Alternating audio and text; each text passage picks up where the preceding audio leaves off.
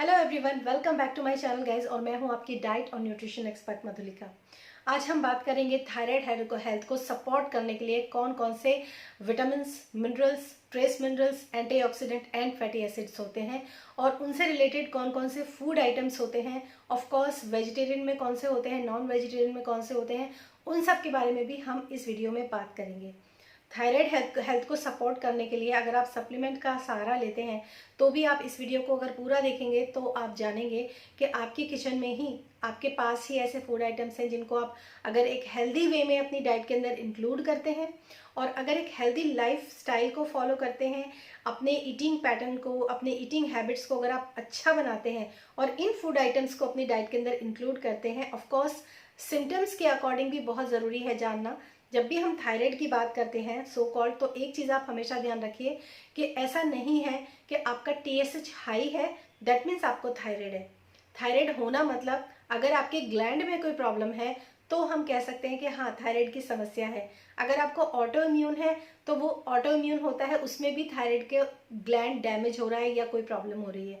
लेकिन अगर आपका ग्लैंड प्रॉपर वर्क कर रहा है, सिर्फ आपकी बॉडी में ही प्रॉब्लम है, ये कन्वर्ट नहीं हो रहा है, एक्टिव हार्मोन नहीं बन रहा है थायराइड का, तो वो थायराइड का इशू नहीं है। आप अपनी बॉडी को डिटॉक्सिफाई कीजिए, आप अपनी बॉडी के जितने भी फ्री रेडिकल्स हैं उनको आप क्लियर कीजिए, रिलीज कीजिए, अपनी पूरी बॉडी को क्लीन कीजिए। उसके बाद आपको देखेंगे तो आपका TSH नॉर्मल रेंज में आपको दिखाई देगा। तो आज का ये वीडियो जब मैं आपको फूड आइटम्स के बारे में बताऊंगी तो मैं आपको धीरे धीरे ये भी बताती जाऊंगी कि ये कब, कैसे और कहाँ यूज़ होता है। तो चलिए शुरू करते हैं आज का ये इम्पॉर्टेंट और बहुत ही यूजफुल वीडियो। थायराइड ग्लैंड को सपोर्ट करने के लिए कौन कौन से विटामिन्स, मिनरल्स और फूड आइटम्स होने चाहिए। सबसे पहले हम बात करेंगे एक ट्रेस मिनरल के लिए जो कि बहुत इंपॉर्टेंट है थायराइड हेल्थ के लिए, और उसका नाम है सेलेनियम। सेलेनियम क्या करता है? सेलेनियम हमारी बॉडी के अंदर दो तरीके से काम करता है।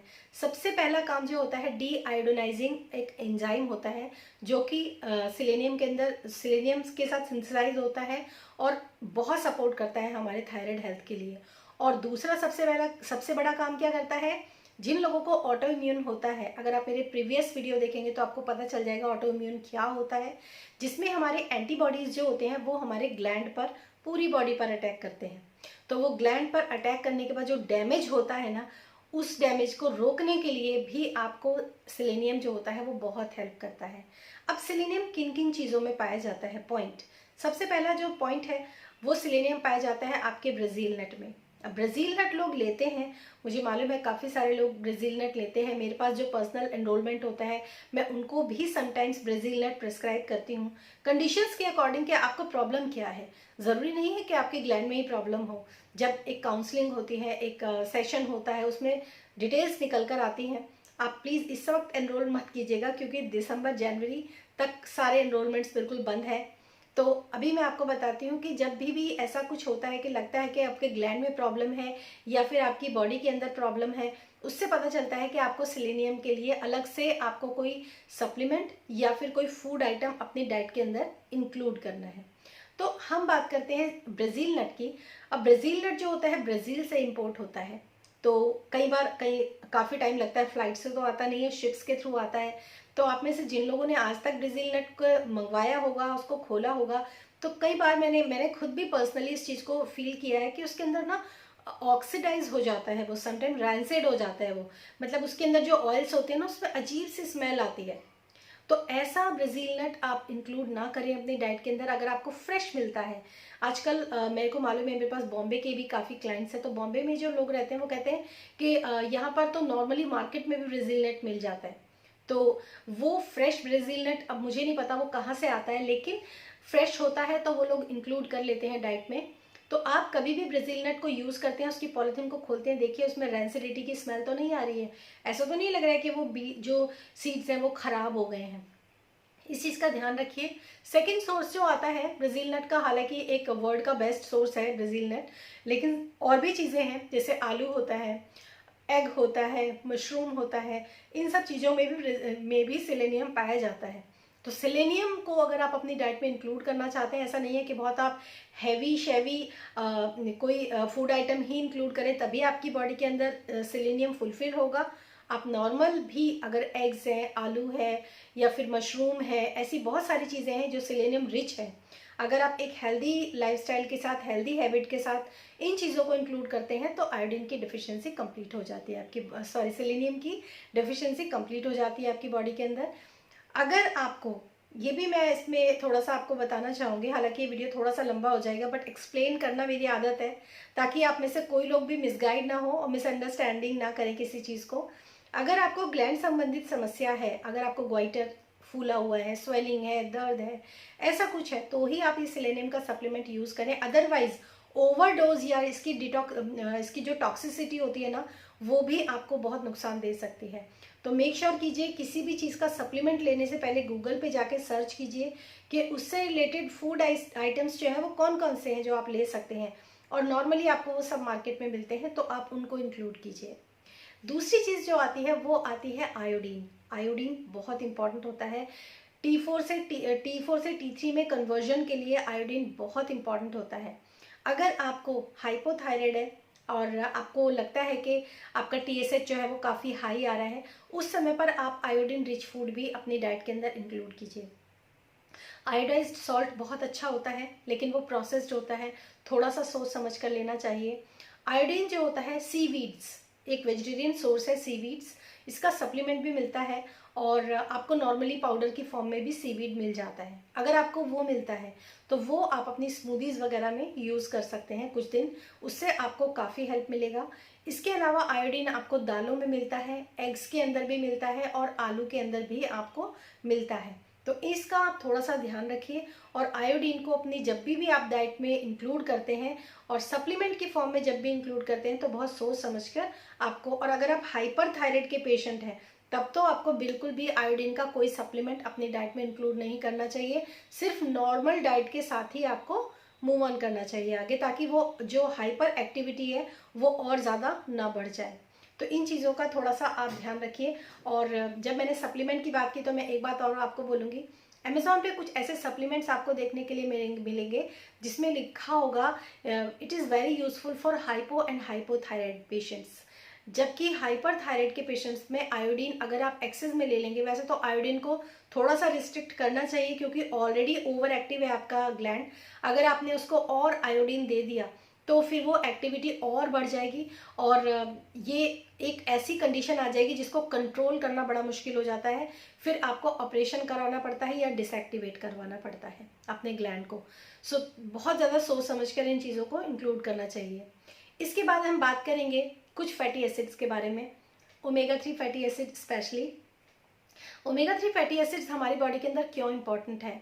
क्योंकि ग्लैंड के अंदर कभी भी किसी तरह की कोई इन्फ्लामेशन अगर है, यानी कि कुछ भी आपको ऑटो इम्यून नहीं है, सिर्फ इन्फ्लामेशन है किसी वजह से, जैसे आपकी बॉडी के अंदर बहुत ज़्यादा टॉक्सिन्स है, जब मेरे प्रीवियस वीडियो में आपने देखा भी होगा कि हमारा जो ग्लैंड होता है वो स्पॉन्ज की तरह काम करता है, तो बहुत सारे टॉक्सिन्स को ना एक स्पॉन्ज की तरह वो सोक कर लेता है और फिर धीरे धीरे करके वहाँ पर इन्फ्लामेशन प्रोड्यूस होती है, और यही इन्फ्लामेशन जो होती है ग्लैंड को अपना काम पूरी तरीके से नहीं करने देती।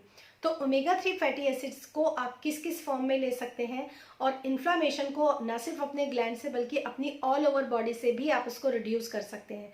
जैसे किसी को जोड़ों में दर्द है या किसी को स्वेलिंग आ गई है जोड़ों में, तो वहाँ पर आप समझ सकते हैं कि वो जगह है जहाँ पर इन्फ्लामेशन है।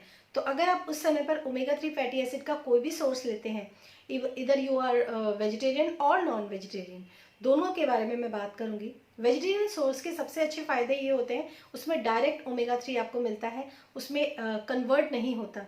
लेकिन जो वेजिटेरियन सोर्स है उसमें ओमेगा 3 नहीं होता है, उसमें होता है ALA, जो कि आपकी बॉडी के अंदर जाकर ये आपका ओमेगा 3 फैटी एसिड्स के अंदर कन्वर्ट होता है।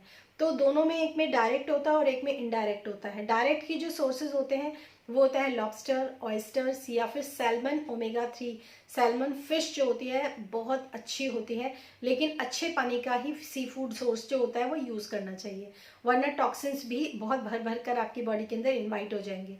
इसके अलावा अगर आप वेजिटेरियन हैं तो कोई प्रॉब्लम नहीं है, आप जो फ्लैक्स सीड्स हैं उनको अपने हल्का सा रोस्ट कीजिए, उसको रोस्ट करके उसको ग्राइंड करके रखिए और अपने आटे के अंदर इस्तेमाल कीजिए, स्मूदीज़ के अंदर इस्तेमाल कीजिए। अभी विंटर्स हैं, आप फ्लैक्स सीड के लड्डू खा सकते हैं। तो इस तरीके से कि काफ़ी सारे प्रोसेस के साथ, काफ़ी सारे तरीक़ों से आप अपनी डाइट के अंदर रेगुलर बेसिस पे भी अगर आप फ्लैक्स सीड्स या चिया सीड्स को यूज़ करते हैं तो भी आपकी बॉडी के अंदर धीरे धीरे करके ओमेगा 3 फैटी एसिड कन्वर्ट होता है ALA से, और आपकी बॉडी के अंदर से इन्फ्लामेशन रिड्यूस होती है।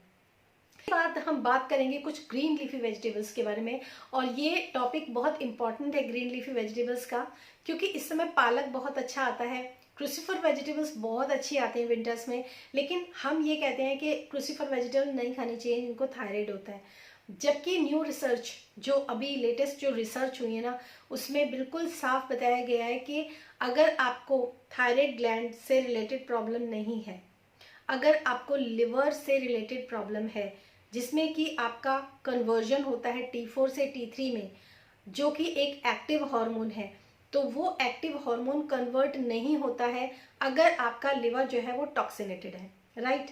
और लिवर को डिटॉक्स करने के लिए बहुत इंपॉर्टेंट है क्रूसीफर वेजिटेबल्स। तो आपको थायराइड नहीं है, आप ये मत सोचिए कि मुझे नहीं खाना है, पालक नहीं खाना है, सरसों नहीं खाना है, या मुझे केल लीफ नहीं खानी है। ऐसी कोई चीज़ जो आपकी क्रूसीफर वेजिटेबल्स में आती है, कैबेज है, कॉलीफ्लावर है, ब्रोकली है, मॉडरेशन में आपको सीजन के अकॉर्डिंग मॉडरेशन में आपको इन चीज़ों को अपनी डाइट में इंक्लूड करना चाहिए। इनफैक्ट जो मेरे पास पर्सनल पेशेंट होते हैं, जिन लोगों को मैं डाइट प्लान्स देती हूँ, वो लोग भी, उन लोगों को भी मैं इस समय विंटर्स में ब्रोकली की रोटी बनाने के लिए बोलती हूँ कि आप ब्रोकली की रोटी बनाइए और उसके ऊपर मक्खन लगाइए, वाइट बटर या फिर थोड़ा सा देसी घी लगाइए और उसको खाइए। आपका पेट भी इससे कम होगा, आपका लिवर भी आपका डिटॉक्स होगा। इस तरीके से जो पालक होता है, पालक, लेकिन एक चीज़ मैं बोलूँगी, जब भी आप क्रूसीफर वेजिटेबल्स कोई भी यूज़ करते हैं ना, मेक श्योर उसको एक गर्म उबलते हुए पानी में नमक डालिए, उसमें उसको डिप कीजिए, निकालिए, धोइए और इस्तेमाल कीजिए। आप गोभी का पराठा बना सकते हैं, आप ब्रोकली का पराठा या रोटी बना सकते हैं। इस तरीके से क्रूसीफर वेजिटेबल्स को भी आप यूज़ कीजिए। धनिया बहुत अच्छा आता है, कोरिएंडर लीव्स जो कि रामबाण है अब थायराइड के लिए, उसको आप उसका डिटॉक्स वाटर बना सकते हैं, उसकी स्मूदी बना सकते हैं, ग्रीन जूस बना सकते हैं, जो कि मैं अपने ज़्यादातर पेशेंट्स को डाइट में रिकमेंड करती हूँ ग्रीन जूस के लिए, वो बना सकते हैं। मेथी लीफ बहुत अच्छी होती है, और बहुत सारी चीज़ें होती हैं ग्रीन लीफी वेजिटेबल्स में। जो मिथ है उनको आप अलग हटाइए और मॉडरेशन में अपनी डाइट के अंदर इन चीज़ों को इंक्लूड ज़रूर कीजिए, क्योंकि ये सीजनल वेजिटेबल्स हैं और ये हमेशा फ़ायदा करती हैं आपको। तो और इसके अलावा एक बहुत ही ज़्यादा इम्पॉर्टेंट सीजनल वेजिटेबल है, लीफी वेजिटेबल, जिसके बारे में आप लोग नहीं जानते होंगे शायद, और वो है बीट रूट के पत्ते। बीट रूट के जो पत्ते होते हैं ना, वो पोटेशियम में बहुत ज़्यादा रिच होते हैं, और पोटेशियम और जो ये हमारा सोडियम होता है, इन दोनों का जब भी रेशियो इम्बैलेंस होता है ना, 3:1 का होना चाहिए, 3 पोटेशियम 1 सोडियम। जब भी ये रेशियो जो होता है ना इम्बैलेंस होता है, आपकी बॉडी वाटर रिटेंशन करती है, आपकी बॉडी वाटर को होल्ड करती है और बहुत ज़्यादा आपको फुला देती है। तो कई बार आपने देखा होगा कि आपको पानी पीते ही आपका पेट जो होता है एकदम फूल जाता है, या फिर आपको ऐसा लगता है कि आपकी बॉडी में बहुत पानी भरा हुआ है। दबाने से आपकी बॉडी के अंदर जो होता है गड्ढा होता है, ये भी आपने देखा होगा। जब आप सुबह सोकर उठते हैं तब भी आपके फेस पे कई बार आपको स्वेलिंग, हाथों में स्वेलिंग, पैरों में स्वेलिंग, ये सब चीज़ें महसूस होती हैं। तो उस समय पर आप बीट रूट के पत्तों की सब्जी बीट रूट के साथ ही बनाकर अपनी डाइट में इंक्लूड कीजिए।